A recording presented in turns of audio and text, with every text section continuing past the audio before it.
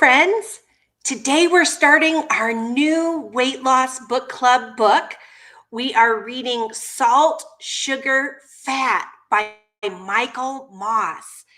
This book was created in 2013. So it's been 10 years, but a little over 10 years. But what we discover in this book really shows how the obesity epidemic has happened in this world, and especially in the United States. When I do our weight loss book club, if you are new to my Anchor Moments channel, this is the third book that we've done. The first one was Atomic Habits by James Clear, and the second one was oh gosh, my mind just went blank. The second one was I don't know. Jeff will come in with it, and my husband will come in with it in a minute. But it was about emotional eating. It was about emotional eating and how to stop emotional eating. And what is it called? The easy way to quit emotional eating was our second book. We do one chapter a week in the book club because this is a book club for busy people. So just one chapter a week. We give it a deep dive. All of you that are here live, please say hi in the chat. And if you got a chance to pick up our latest book that we're starting today, and if you got a chance to read the prologue, I will tell you of the three books, this one is definitely the thickest. It has the same amount of chapters. It's got 14 chapters plus the prologue. So it's about the same amount of chapters as the other two books, but each chapter is a lot longer. Usually the first two books, the chapters were between 4 and 10 pages. So really simple for us busy people. But this book, the chapters are longer, and the prologue, I think, was about 20 pages, but very interesting stuff. I think the prologue should have just been called chapter 1 because of how much information it had in it that is very, very relative to the story they're going to share with us on how the food industry has been a big part of the obesity problem in the world. So if anyone has any thoughts, I'm hoping Barb, Health at Any Cost, will be joining our chat because she has read this entire book and she highly recommended it to us. So I'm really excited to hear some of her thoughts about the prologue as well. And I'm interested in what you have to think about this book. But I will tell you, I've only read the prologue, so I'm reading it. Oh, yay, Barb is in the house. Woo, woo, awesome. The prologue I had to read twice because it is just so full of information. Actually, the first time we listened to it on Audible, and so I could get kind of a big feel for it. And then yesterday I read it and I highlighted a lot of pieces that I'm going to share with you today. And I'm really interested in your thoughts.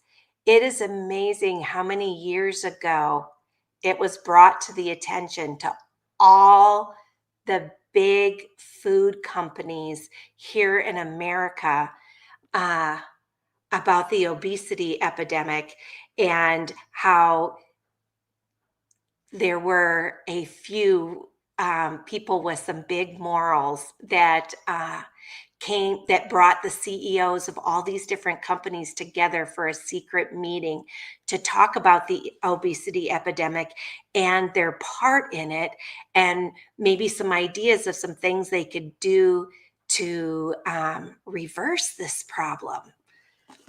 So it starts off, the prologue, they gave it a title. They called it The Company Jewels. And there was a gentleman, who got everybody together. They went to Minneapolis in April 8th of 1999. So this was 26 years ago when they did this, where they got together. They took all the CEOs from all the big companies and invited them to the secret meeting, and they placed them, which I thought was really interesting. They placed them not only front and center, but they even raised, they had like a little platform that their chairs were on, so that the biggest CEOs would be front and center and can really hear the message, which I thought was very interesting. And I think that it's really neat that Pillsbury was the one that hosted this special secret meeting, that they didn't have no reporters were invited to it. The reporter who wrote this book, Michael Moss, he's finding out this information when researching and finding it out from people who actually attended this meeting. But when they had it, they didn't allow reporters to come in and listen to what was shared. So let's see. The CEOs and company presidents came together for this amazing meeting that Pillsbury played host. There was a gentleman who worked from Pillsbury, who was 55 years old, named James Benke, who greeted everybody when they came in, and he spoke to everybody, and he had a special presentation that he shared. And some of the people that were in attendance were the presidents and CEOs of Nestle, Kraft, Nabisco, General Mills, Procter and Gamble, Coca-Cola, and Mars.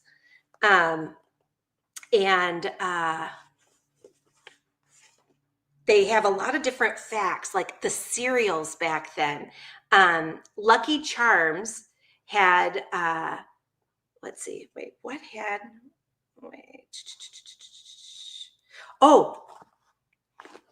General Mills had Yoplait, and when they put Yoplait out, it was one of the first times that they were really doing sugary yogurt instead of plain yogurt, and yogurt was known to be a health food.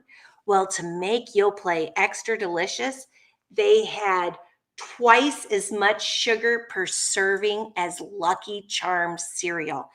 If you are watching from the UK or other places in the world and you don't have Lucky Charms cereal, it is a cereal that has marshmallows in it.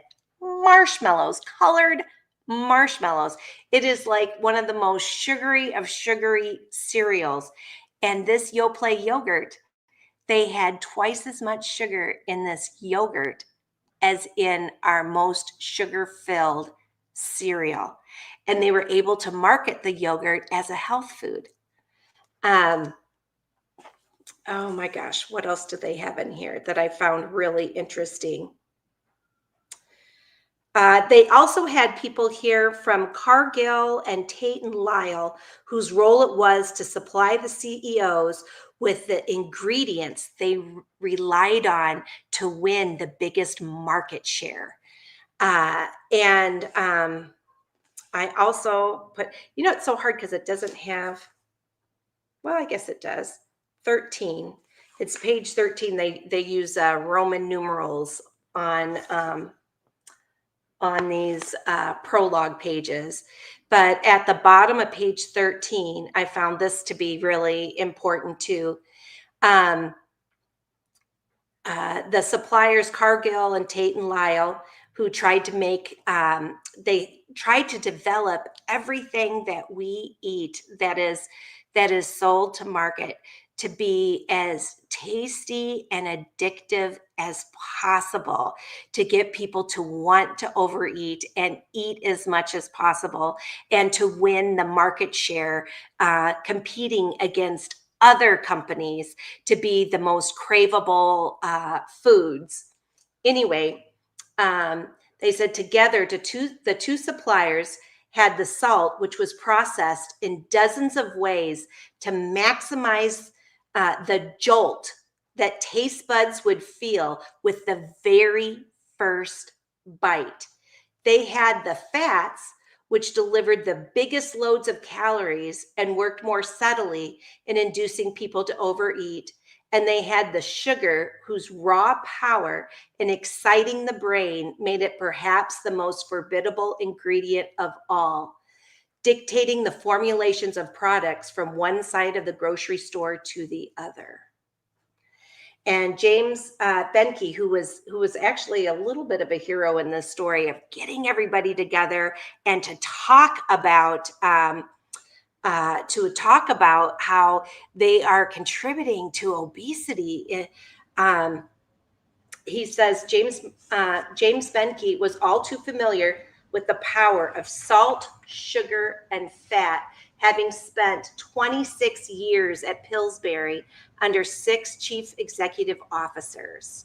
And he was a chemist by training, and he had a doctoral degree in food science.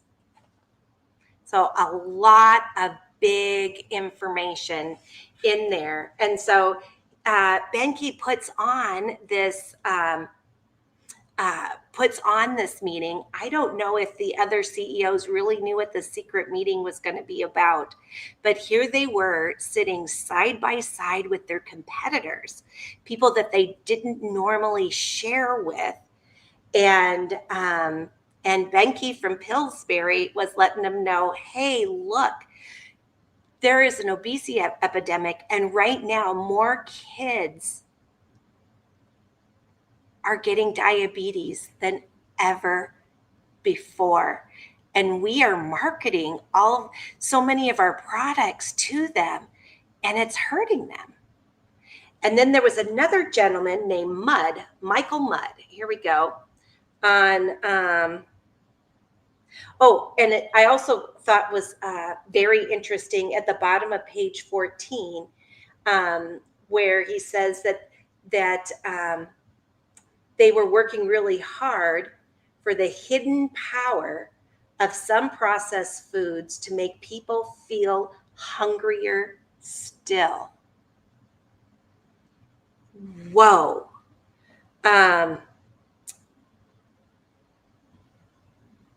So anyway, Benke and the other insiders who organized the meeting that had an intervention they organized it because they knew an intervention was needed. It was time to warn the CEOs that their companies may have gone too far in creating and marketing products to maximize their allure. And then they had in Pillsbury's auditorium, the first speaker, his name was Michael Mudd, and he was the vice president of Kraft, a competitor. And he got up and he spoke.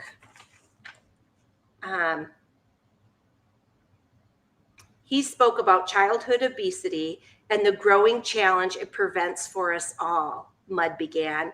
Let me say right at the start, this is not an easy subject.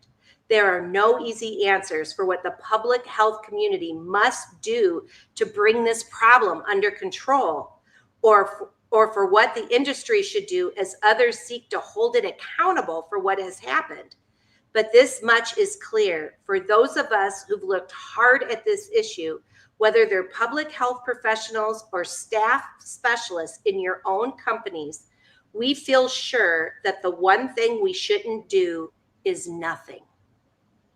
And Mudd had 114 slides that he showed all of these CEOs. And they would be straight up in your face talk, no sugarcoating on his part. The headlines and phrases and figures were nothing short of staggering. Among children, the rates of obesity had more than doubled since 1980. So in 20 years, the obesity rates had doubled. by this 1999 meeting. And now it's even worse than that. This was just at the beginning of it. And then he gave them specifics about diabetes, heart disease, hypertension, gallbladder disease, osteoarthritis, 3 types of cancer, breast, colon, and that of the uterus lining were all on the rise. And obesity was being cited as one of the causes of these health crises. And then they said, to drive the point home, they told these CEOs how to figure their BMI, that BMI was on the rise. Well, wouldn't you know, these very wealthy CEOs of these companies, they weren't overweight. When they did their BMIs were fine. And they got to calculate them right there sitting in their chairs. However, they had personal trainers. They weren't eating the crap they were selling, that they were selling from their factories. They were eating healthier. And they had gym memberships. They had enough nutritional awareness to avoid diets that were heavy in the foods that they manufactured. And it says that on the top of page 17, XVII. So Mudd brings them through all of this, explains it to them like, oh my gosh, how terrible this is for us right now. And then he put on that where he kind of summed it up. As a culture, we've become upset by the tobacco companies advertising to children, but we sit idly by while the food companies do the very same thing. And then he put a big yellow caution sign with the words slippery slope on the screen. And then let's see, what else did Mudd talk about? Mudd suggested to these CEOs that to diminish and that making their foods be so craveable. I remember one of the commercials years ago, probably around in this era, was when Pringles, which is a potato chip company, or is a type of brand of potato chips, which in the UK they call crisps. It's a type of crisps. Their TV commercial was, once you pop, you can't stop. And their Pringles come in a cylinder can that you pop the lid off, and it kind of makes a little popping sound. And then each crisp is stacked on top of each other in the can, and they are so addictive. It's something that I can't buy. I can't keep those in the house because that is how it is for me. Once I pop, I can't stop. Once I open up that can, by golly, the whole can's going to be gone. And it's so, and then you're not even full. You're still hungry when you're done eating the can of all those calories because of the way that it's put together. Anyway, I also highlighted on page 19, X19, that some industry officials had already begun discussing the power of foods to create cravings and to overwhelm the best intentions of even dieters. To diminish these cravings, they would have to pull back on their use of salt, sugar, and fat, perhaps by imposing industry-wide limits, not on the meager selling low-fat or low-sugar items that companies put on the grocery shelf for dieters, but on the big selling mainline products themselves, which had a huge effect on the nation's health. And Mudd emphasized this aspect of their trade. He proposed creating a code to guide the nutritional aspects of the food market, especially to children. And he also suggested that they should begin promoting the role of exercise in controlling weight. Just like back around 2000, they did a whole bunch of commercials in the United States against drugs. And they used to have a frying pan, and they would crack an egg on it, and they'd say, "This is your brain on drugs." And I also remember a commercial where there was a woman in the shower, and she was on meth, and she was scratching her face and her body, and just chunks of skin and blood you could see on the drain floor, going down the drain, about "This is your body on meth." They were very very eye-opening, very scary. Fortunately, I've never done drugs, but watching those really made me sure that I never would want to try drugs. And they were thinking, Mud and Benke and the people that put together this event at Pillsbury, that it would be really good if maybe they could do something to maybe do commercials about exercise or something to try to promote healthy lifestyle things aimed at children and the population. So at the bottom of the page, I highlighted where it says, "We are saying that the industry should make a sincere effort to be a part of the solution. And if we make a sincere effort to be part of the solution, then we might be able to avoid being demonized." Well, what do you think? Do you think it worked? That getting all of them together, all these CEOs of different companies competing with each other, do you think it worked? And they went, "Wow, you're right. Oh my gosh, we're hurting the country with how we're formulating these things. Maybe there's some things we can do. We should work on together to make our products healthier." Do you think that's what they did? Well, for those of you who didn't read the prologue yet, someone from General Mills stood up, and his name was Sanger, and he was on the top. I think he was the CEO of General Mills, and he said General Mills will not pull back. He would push his people onward, and he urged his peers to do the same. And he sat down. He wasn't having it.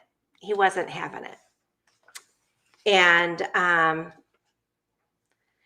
not everyone at the meeting shared Sanger's views, but his stance was so forceful, so persuasive, and yes, so comforting to the other executives that no one else sought to counter the position he voiced. Sanger's response effectively ended the meeting. Years later, his words still stung. "What I can say," Benke said, "it didn't work. These guys weren't as receptive as we thought they would be." And Sanger, Benke added, was trying to say, "Look, we're not going to screw around with the company jewels here and change the formulations because a bunch of guys in white coats are worried about obesity." And they even largely ignored Mudd's request that they start fighting obesity by contributing to a modest $15 million fund for research and public education. So, and they said later at the bottom of the page, publicly, there would be some overtures toward better nutrition, especially when it came to reducing salt in their products. General Mills, 8 years later, after intense public pressure, even began lowering the sugar loads in its cereals, and later announced in 2009 it would take another half a teaspoon of sugar out of the cereals it advertised to children, steps that some health advocates dismissed as late and disappointingly small. I mean, 1 teaspoon of sugar has 16 calories. So that's just taking out 8 calories of sugar in a serving. So it's a little bit helpful, but not that much. And there were later on, 10 years after the meeting, concerns over obesity had not only continued, they'd reached hurricane strength from Washington, where Army generals testified publicly that 18-year-olds were getting too fat to recruit. Wow. And excessive weight among kids went from double to triple the rate it had been in 1980. And so that was just 10 years after that. So we're talking 2009. And now we're 2025, and it's not gotten any better. It's just gotten worse. It's no wonder it's so hard for so many of us. When we don't cook from scratch at home, when we do use a lot of these processed foods that are quick and easy to throw together, or just heat up, or pop the lid off the can of crisps, that we would have a hard time with our weight and our health. Oh, I also highlighted, I've just got a couple more spots, and then I'm going to go to your thoughts. So please be writing your thoughts in the chat, because I want to hear what you think. What did this prologue, what are your thoughts from having read this? What are some of your experiences? And if you have had any wins this week, please share your wins too, because we are a community here to help out one another. So anyway, I also added that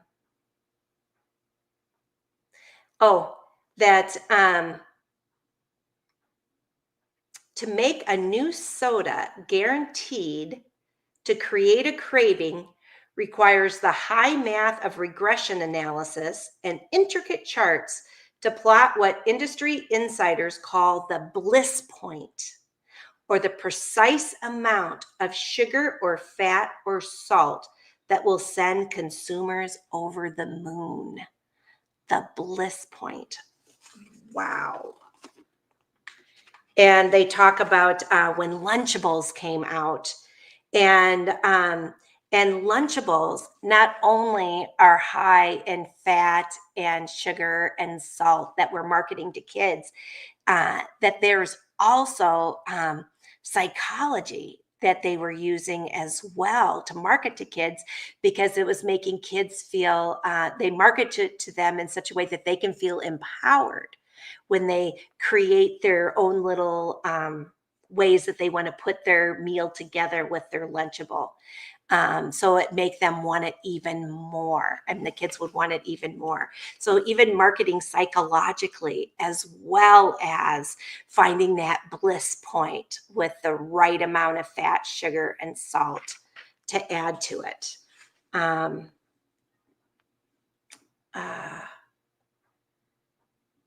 And scientists have also created enhancers that amplify the sweetness of sugar to 200 times its natural strength. Holy Toledo. And that is on page 26 on sugar, fat, and salt. It is just amazing. And they also manufacture on page 27. This part I thought was really, oh my gosh. The manufacturers of processed food have benefited profoundly from a corner of consumer goods market where shrewdness and marketing has no equal, the tobacco industry. This relationship began in 1985 when R.J. Reynolds bought Nabisco. R.J. Reynolds, they own some tobacco companies, and they bought Nabisco in 1985. I didn't know that. Holy Toledo. This relationship began in 1985, and reached epic levels a few years later when the world's largest cigarette maker, Philip Morris, became the largest food company by acquiring the two largest food manufacturers, General Foods and Kraft.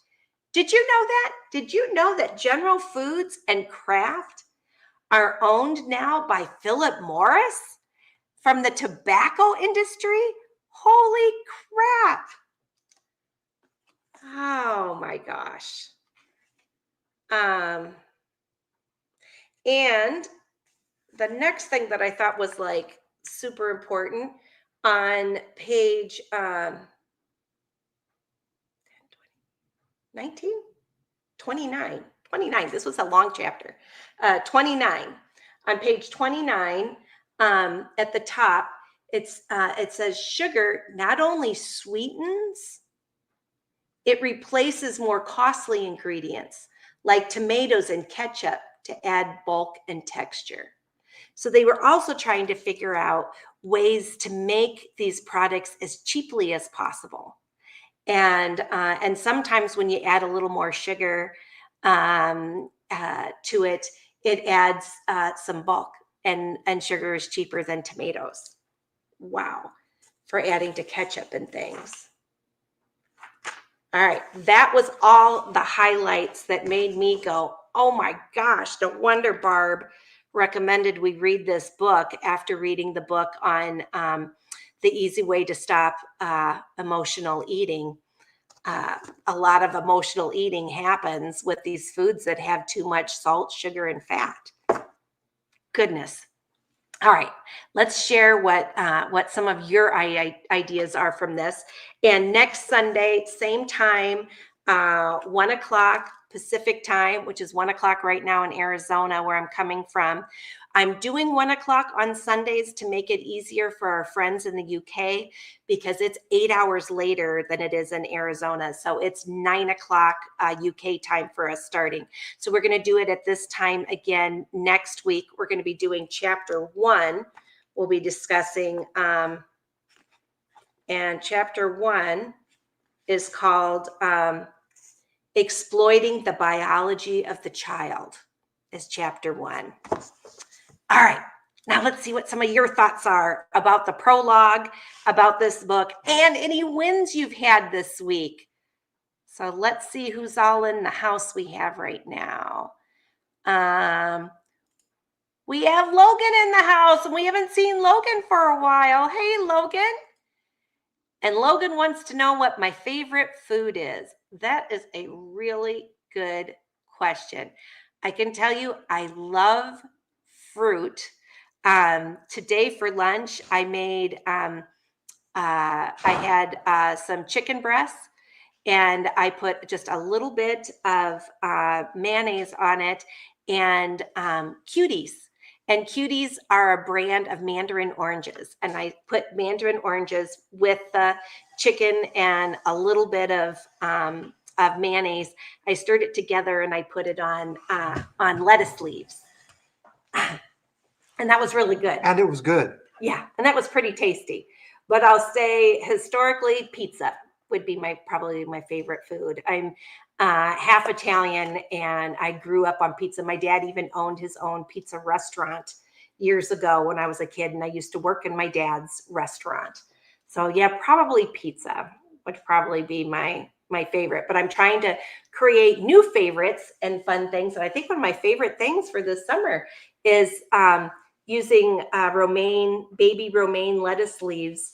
And I did a chicken salad yesterday where I actually used a canned chicken from Kirkland that I get at Costco. And I mixed it with just a little bit of mayonnaise, half an apple. I had apple chunks and orange slices in it, and a little bit of grapes, red grapes. And I stirred it, and then I put it on romaine lettuce leaves. Oh my gosh, it was so good. It was cool, refreshing, and then it had sweet and savory. So, but not a lot of fat. It was very low fat and very high in nutrition, but it was really tasty. Let's see. There's probably a better way for me to show those pictures, but I know. We'll have to think in advance to get some of them up, maybe beforehand, that we can throw up on the screen. Hey, we got Mindy in the house too. Hey, hey, hey. Hi, Mindy. And Logan says, do you love sushi, Mindy and Gina? Jeff won't eat sushi, but I have eaten sushi with friends before, and it's really delicious, and it's very well made. Like I know sushi. But Jeff worries about it because true sushi is the fish hasn't been cooked, but they do all kinds of really fancy things to it and fancy spices and different things. And yeah, I do think it's really delicious. But usually what I do is I'll do like California rolls or things that where the fish is cooked a little bit with and then put together. But yeah, I think sushi's pretty great. But Jeff is not a fan, so I never go out to eat sushi with Jeff. So only every now and again with girlfriends. And oh, we got Vanessa in the house too. Woo woo! Hi, Vanessa. Okay, go ahead. All right, and click off of there. Sorry. Oops. Now I lost where we were. Where's Vanessa? Oh goodness, way up here. Keep going. There we go. All right. And we got Barb in the house, and she says, hi, folks. I love this book. And it is really interesting. So it was a pretty easy read. Oh, that's good. And the prologue, I was like, whoa. I really think the prologue, though, should have been chapter 1. I mean, come on. It was so full of great information. It does set the stage for what you're going to be reading about. Oh, that's true. So that's what a prologue should do. That's true. Hey, Jeff, will you do me a favor and turn the fan on behind us? I forgot to turn the fan on when we came home from church. It's starting to get warm here in Arizona. And Mindy says, Logan, I lived in Japan for 11 years, and my husband is Japanese, so we love sushi at our house. Oh, and Mindy's husband, Shin, is an incredible cook. He may be doing a live possibly with me this week, and he's going to cook something for us, and he's going to show us how to make one of his favorite things that would be an easy thing to make, healthy and crazy delicious. So I am super stoked, and so be on the lookout. There is going to be another live. I won't be in North Carolina, though. Mindy will have to be the camera person during the live, but I'll pull her in like I did the last time that Mindy was, or a couple of times ago when Mindy was on my show. And I did get to go to North Carolina and meet Shin, and he made us dinner, and oh my gosh, it was amazing. He is such a good cook. Mindy is a very lucky woman. Maybe we can ask him to make something sushi for you, Logan. Maybe a little sushi thing on top of something else. I don't know. But whatever Shin's in the mood for, Mindy, will be great. And Logan's excited to see where everybody lives. Boy, he's a good little moderator today. And Gina, have you ever tried the Freestyle Libre 2? Yes, it is my favorite. I like the Libre 2 and the Libre 3 because there's an alarm with that sugar sensor. So if my sugar goes too low or too high, the alarm will go off, which can be life-saving. Oh, and Logan wants to know if Mindy's tried it too. Oh, Gina, I want to tell you, how many dogs do you have? Right, currently 0. Though Jeff did put out a couple of thumbnails of cute dog because it worked really well with the topic. It was about a new lab results, and so I put a chocolate lab on there. And then there was one with having a ball. Where I was talking about pickleball. Yeah. And then I got a lab chewing on a tennis ball. Yeah. But those were not really our dogs. No, but we have had dogs, and we love dogs. But since we're doing a lot of traveling in our RV right now, we don't currently at this minute have a dog, but we will again in the future. And Vanessa says, All of those companies were my favorite chefs when I was growing up. Private chefs. I'm sorry. Thank you. All of those companies were my private chefs when I was growing up. Swanson's TV dinners were our fine dining. Oh my gosh, yeah. Oh, I remember when my parents would go on a date. You know, they would do TV dinners for the babysitter could make like TV dinners for us. And we were just like so excited because they had a little dessert on it too. And we thought that was great. And my dad was fine dining. Fine dining, yeah. So that was like, whoo. We thought that was just the bomb.com. Yep, and Tony's in the house too. Woo, woo. Hey, Tony, and she says, isn't that ridiculous? I know. Oh my gosh, Tony. Oh, and what is the name of the book? It's. I think some. Did someone answer that? But Salt, Sugar, Fat. Yep, by Michael Moss. And I do have. Let me go to my banners. If you don't have this book yet, you can find it. I have an Amazon shop, and I have all of my different favorite things that I eat, favorite things that we take on road trips. And I also have a list of favorite books, and it is on that list. So you can find it that way, or you can also find it at your, maybe at your local bookstore or your local library. All right, and now let's go back to comments. Scroll up. Okay. Where'd we leave off? Oh, yeah. She asked the name of the book. Oh, and Vanessa told her sugar, fat, salt. No, it's almost right. By Michael. Go ahead. Oh, salt, sugar, fat. Go ahead to the next one. And, yep. And Barb says, yeah, and it's on Audible too. And we have both Audible and the paperback. Logan says, hi, my name is Pat. I don't know. He's saying hi to somebody. And Barb says, yep. Yeah. She just fixed it. There we go.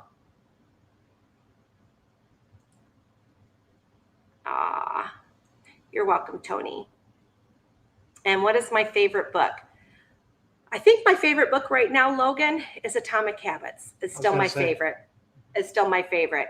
And we did that as a book club book, and one chapter a week. And you can still find those. I have an Atomic Habit playlist, and we did, But you don't know. A bunch of them. But this has been very I'm not done with this so one. far. So maybe this one I'll start liking even more than Atomic Habits. But my favorite book of all time would be Atomic Habits. So far. Yep. I mess up the order too, Barb. I always have to think, which one came first? Oh, I'm so glad you're excited, Logan. We haven't seen you in a while. It's nice to have you back. And yeah, and it's just crazy how it causes addiction. It's like a drug cartel. You are exactly right, Vanessa. Yep, and I answered his dog question. Yep, and Barb agrees. And everybody's saying hi to Barb. And hi to Vanessa. Hi, Anna. We got Anna in the house too. Woo woo. And Tony says, my win this week was riding my bike, but I took a tumble. Oh no, laceration on my knee, thumb on the left, and noticed let's see, pal. I bet she's got something else to go with that. Oh, we'll be back to it in just a minute. Oh, so sorry about that, Tony. And Barb says, "Ow, Tony, glad you're okay." And Tony said, "My week was riding the bike. Yeah, not falling off the bike, but riding your bike. Yeah, I've not ridden a bike for real in years. I keep on trying to get her to ride her bike. But I've been doing I have been riding an exercise bike every now and again at Planet Fitness. True. So at least I'm doing that." And Anna says, "Gina, good news. My diabetes has been reversed." Wow. Yay! That's great. Congratulations, Anna. That's fantastic. That is a huge win. And Tony says, "Took a tumble. Yep. laceration on the knee, sprained thumb, Palm. huge palm-sized bruise on my left thigh, still recuperating. Ouch. That's my fear. If I were to ride a regular bike again, that I would fall. Because that is not fun. But the nice thing about an exercise bike, you're not going to fall far. Yep, and Vanessa's congratulating Anna, no more diabetes. That is so great. And Vanessa says, hope you can get back up on your bike again soon, Tony. Yeah, me too. I hope you can. And Anna says, Vanessa, my doctor was so happy coming from 15 to 12 and a half. Oh, okay. So you're going to do 15 milligrams of Mounjaro and you're down to 12 and a half? That's great. That's great. And Anne has lost a whole bunch of weight on Mounjaro too. She is really pretty amazing. And Tony says, congrats on reversing your diabetes, Anna. Way to go. No. Don't currently have a dog now, Logan. But when we get the next one, I'll let you know. And Barb says, diabetes has gone into remission. It never goes away, but remission is an amazing thing. Yes. And it is a remission kind of thing. My doctor had told me that too, that because right now my A1C is 5.6, which is great, but it's not truly cured, because if I go back to bad eating habits and not exercising, that kind of stuff, it'll just come right back. But right now it's like in remission. It's reversed and not here. And that is a gigantuan win. Because diabetes can harm every part of your body. So it is good to get that under control. And Anna says, Tony, thank you. And thank you, Vanessa. It took 2 years, but so thankful. Yeah, but that is just amazing, Anna. That is so great. And Barb says, Anna says, health at any cost. Yes, this is true, but so happy to be here. Yeah, and have it reversed for right now. That's fantastic. And and Jeff, when he was in the other room, said hi to Logan, Gina, and I like dogs, but we don't have a dog at the moment. And Barb says, I have a diabetes in remission too, Anna. Incredible to be so much healthier. It really is. I'm so proud of you guys. And Mindy says, I don't think we have to read the prologue to know what happened, given the conversations that are happening these days about our horrible food supply. Wait, spoiler alert.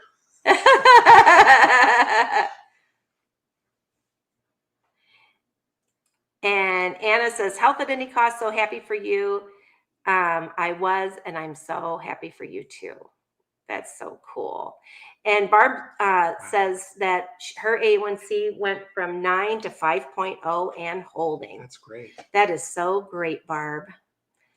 And Anna's A1C is 4.9. Oh my gosh, you guys, that is fabulous. And Anna says, my prayer is that we can all see the same results. Amen. I am praying with you for that. And Lynn's in the house. Hey, Lynn. And Lynn Maywood said, just jumped on, have no idea what this is about. I am type 2 and always interested in the success stories. Well, you got a lot of success stories here, Lynn.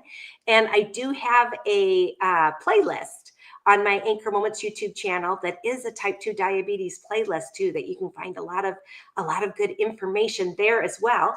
And we are I also have a book club and a book club playlist. And today is the first day that we're going over salt, sugar, fat. So you haven't missed much yet. You haven't missed much. We always go over one chapter each week because we're a book club for busy people. And this first week, the prologue had over 20 pages in it. So that I'm counting as our first chapter that we're going over is the prologue. And next week, we're going to go over chapter 1, same time. And Tony says, I went to check out 2 gyms in my new hometown in Tennessee.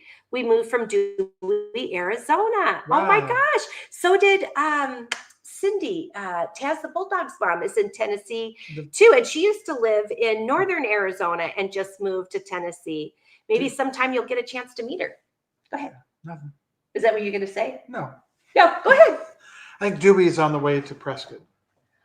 Oh, okay. Dewey, Arizona. Have we been to Dewey? Dewey, Arizona. I know. Yeah, yeah. Well, I don't know that we stopped, but we drive by it. Yeah, because Cindy, on the way to Preston. Taz the Bulldog's mom, I think she was Mayor? in Kingman? Kingman. Oh, that's I think it was Kingman. I don't know. It was way up north in Arizona. Northwest. And she moved to Tennessee, and she loves it in Tennessee. I'm hoping sometime to stop by on our travels and see her. And Barb says at Lynn, this is Gina's book club, and we're just starting Salt, Sugar, Fats. Yep. And she's welcoming her. Thanks, Barb. And Lynn said, where's the book she's reading from? Right here. And you can find it on my, if you go to amazon.com/shop/anchor moments, it's in the book list. There's a link to it. Yep. And it's also linked in the description of this video too. And it's available also on Kindle and Audible if you wanted to get either an audio book or an electronic book. Yep, absolutely. And Jeff says, hi all, I don't know who remembers Saturday morning cartoons, but it was a field day for cereal commercials with their products marketed to children by cartoon characters like Captain Crunch. And then I continue later. Oh, okay. And Tony says, 2 months in with Mounjaro, my A1C was at 6.4 and glucose at 11. Yay! Oh, very good. And Barb says, oh, yes, Jeff, for sure. And Jeff said, Toucan Sam. Right. Said, Fruit Loops. Not Tucson Sam. Yeah, I know. Toucan Sam, the Fruit Loops bird. Trix the rabbit. Yep, tricks are for kids. Lucky Charms with the leprechaun, etc. One of the reasons the government established our PBS public broadcasting system with education and no commercials. Oh, was to get the kids away from watching. Be able to watch educational stuff and not have just a market for commercials for sugary cereals and such. Wow, another reason to like PBS. Yep, and Anna's congratulating Tony too. Yep, and Barb says, you're doing amazing, Tony. And Anna remembers, says, Jeff, I sure do remember those commercials. Yep, me too. Hey, and we got Deb Zimmerman in the house too. Hey, Deb. She says hi to everybody.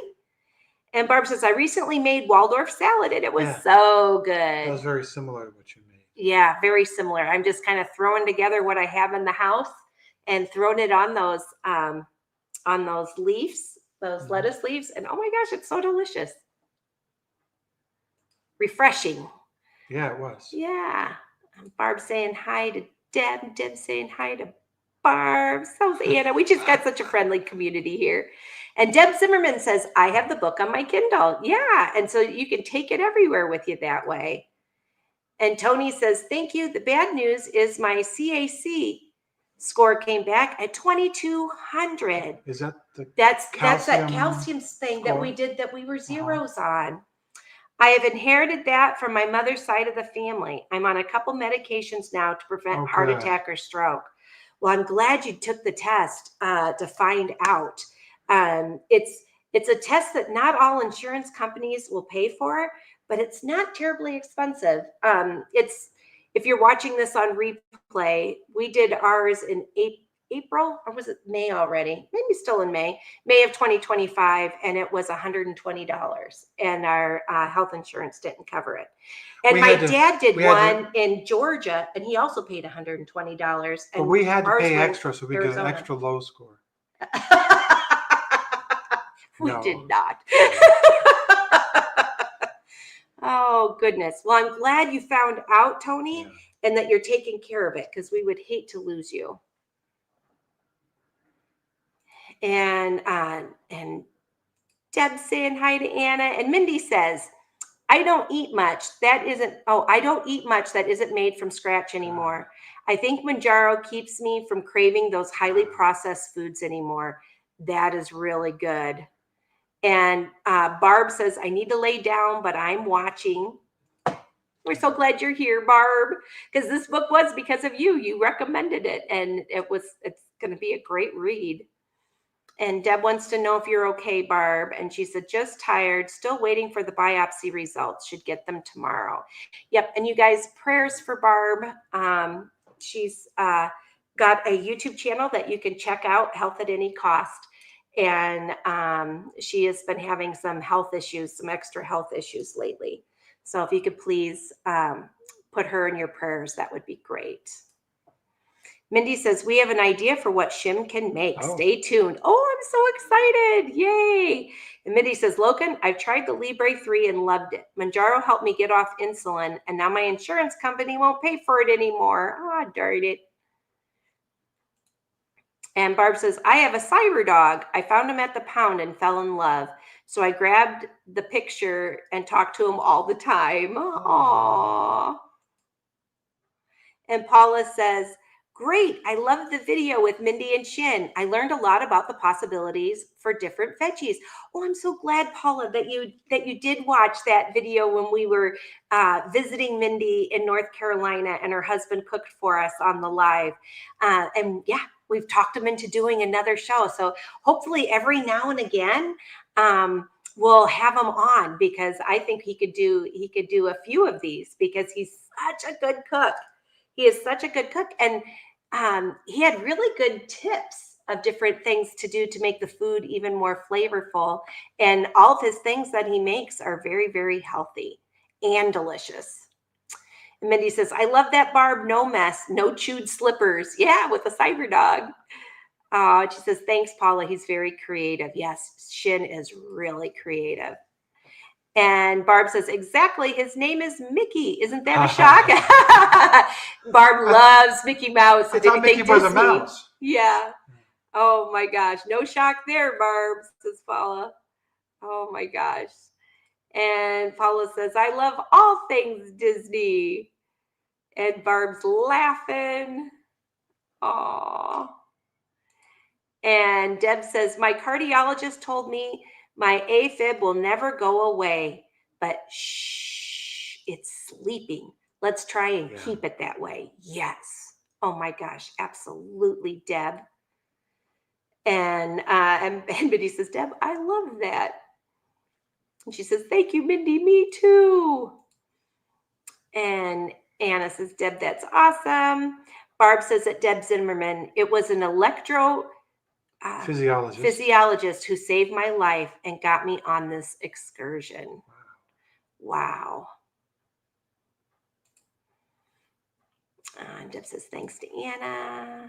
Anna says, you're welcome. Deb says, Barb, a good doctor makes all the difference. Yeah. And Barb says, he wasn't my doc, but I was in heart failure in the hospital bed. He said, you will either change your life or you will live in a nursing home. That was my major wake up. He and I are now friends. Yeah. And Barb has told about that when Barb did a show with me.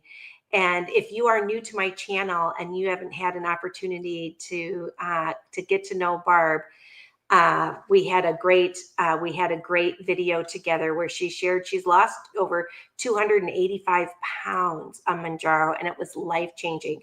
And it started with what that doctor told her, and that was it.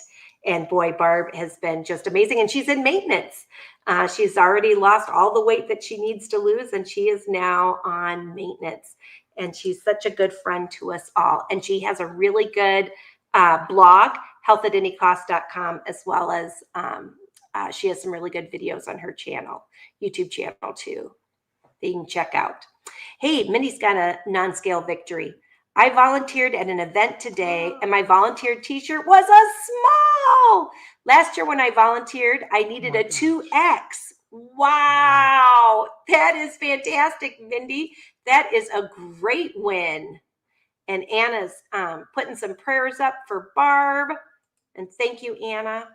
And Tony says, that is a big win, Mindy. Absolutely. And Anna says, Mindy, fantastic. All right. Well, that is all the comments we have. What's chapter 1 called? Chapter 1 that we're going to be doing next week, 1 o'clock Arizona Pacific time, and 3 o'clock Central, 4 o'clock Eastern, and 9 o'clock in the UK. And next Sunday, Chapter 1, Exploiting the Biology of a Child. Wow, I bet this is going to be a really good chapter. So anyway, I look forward to seeing you then. Tomorrow, I'll be doing my Mounjaro Monday Lives, where I give myself my shot and sharing any weight loss or weight gains.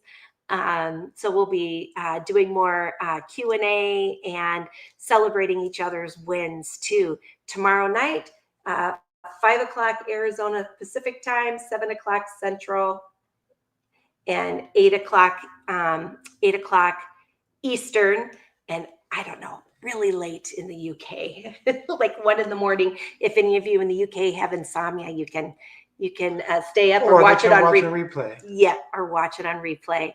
Well, everyone, please give us a thumbs up if you liked this video, and subscribe to our channel if you'd like to get more information, and do more book studies or Mounjaro Lives. And we got other fun stuff on the channel too. It's been around for a long time, so you can check out the different playlists. Well, everybody, hold on to your anchor moments and love out loud. Bye-bye.